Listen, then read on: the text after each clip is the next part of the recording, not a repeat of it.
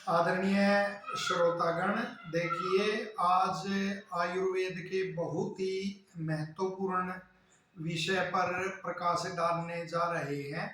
जो संग्रहणी रोग होता है वो बड़ा कष्टदायक होता है। इसमें जो अन्न है वो बगैर पचे ही वो मल द्वार से निकल जाता है, और अन्न के न पचने से, क्योंकि जो पाक होता है अन्न का उसके दो भाग बन जाते हैं, मल भाग और सार भाग।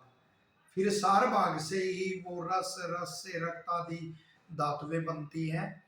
लेकिन जब वो सार बनता ही नहीं तो फिर रस आदि धातुओं का वो यथावत उनका निर्माण नहीं होता।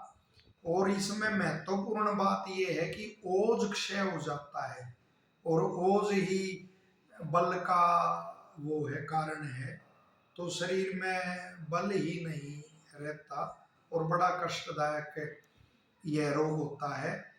तो इसमें इसका क्या कारण होता है? एक तो जो अतिसार होता है, अतिसार होते हैं, उसके बाद या बगैर अतिसार के भी जो दुर्बलाग्नि मनुष्य होता है तो उसकी जो वो है जठराग्नि है वह वात से दूषित हो जाती है, और उसकी जो गृहिणी है वह भी दूषित हो जाती है। गृहिणी जो आमाशय है, भोजन के पचने की अवस्थाएं है, पहले आमाशय में भोजन पचता है, फिर गृहिणी में, फिर छोटी आंत में जाता है। तो गृहिणी दूषित होने के बाद, और गृहिणी आमाशय और जो छोटी आंत है उनको जोड़ने वाली एक सी के आकार की रचना है। तो गृहिणी अपक्व अन्न को ही आगे निकाल देती है, और फिर जो छोटी आंत है वो भी गृहिणी का कार्य वो नहीं कर पाती, और वो अपक्व अवस्था में ही अन्न निकलता है। तो यह रोग बड़ा, जैसे पहले भी बताया, बड़ा कष्टदायक होता है, और वृद्धावस्था में तो यह मारक होता है। आज जो विशेष बात हमने आपको, जैसे वो संकल्प एक हमने लिया, व्रत लिया आपके सामने कि जरूर कोई विशेष जानकारी आपको मिलेगी। तो आज जो विशेष वो है, इसमें वात का तो अनुबंध रहता ही है, साथ में जो कफ है और पित्त है, तो वो कफज संग्रहणी कौन सी है जिसमें कफ दोष प्रधान होता है, और पित्तज कौन सी है, इनकी पहचान होती है कि जिसमें मल का रंग ज्यादा पीला नहीं होता या सफेद होता है तो समझ लो वो कफज संग्रहणी है। और इसमें जो कफज संग्रहणी होती है उसमें दही और तक्कर ये अनुकूल रहते हैं, केवल दही पे या तक्कर पे ही रोगी को रखा जाता है। और जो पित्तज संग्रहणी है उसमें वो मल का रंग अधिक पीला होता है, तो उसमें फिर तक्कर और दही भी अनुकूल नहीं रहती, उसमें केवल दूध पे ही रोगी को रखने का विधान है।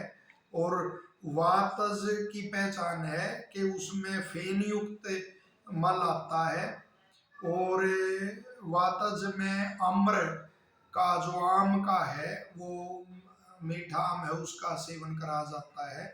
और इसके जो औषधियाँ हैं वो भी कफज के अनुसार और पित्तज के अनुसार वो अलग अलग उनका प्रयोग करवा जाता है। तो इस प्रकार से यह संग्रहणी, और जैसे आयुर्वेद में गृहिणी का वर्णन है और इस रोग का वर्णन है वो अन्यत्र नहीं मिल सकता। वहाँ तो केवल आधुनिक उसमें वो छोटी आंत का ही वो मानते हैं इसको, वो विकार। लेकिन इसमें जैसे कि हमने बताया कि गृहिणी का मुख्य रूप से वो है कि वो उसको अन्न को बगैर पकाए बाहर निकालती है। तो ये थोड़ा सा प्रकाश इस रोग के विषय में डाला, आशा है जरूर आपको वो रहेगा। और ये रोग यदि होने लगे मैं ऋषि सुश्रुत के अनुसार के निदान को रोक देना ही वो चिकित्सा होती है। तो उसमें जो दुर्बलाग्नि वो है मनुष्य है, वो कुपथ्य का सेवन न करे और इसके पूर्व रूप जब प्रकट हो तब भी सावधान रहें। और इसके पूर्व रूप जो होते हैं उसमें आरंभ में जैसे तृष्णा यानी प्यास का लगना, और आलस्य, और अपना देही जो शरीर है उसकी जकड़न होती है, और भोजन देर से पचता है। इसलिए ऋषियों ने कहा है पूर्व रूपम तो तस्सेदकम तृष्णा आलस्यम बलक्षय विदाहो अन्नस्य पाकश्च चिरात और कायस्य गौरवम। जो ये लक्षण हमने बताए आपको बिल्कुल यही लक्षण होते हैं। तो ये लक्षण उत्पन्न होते ही तो वो सेहत हो जाए कि संग्रहणी से कहीं पीड़ित आप ना हो और उसका फिर रोकथाम करें। धन्यवाद।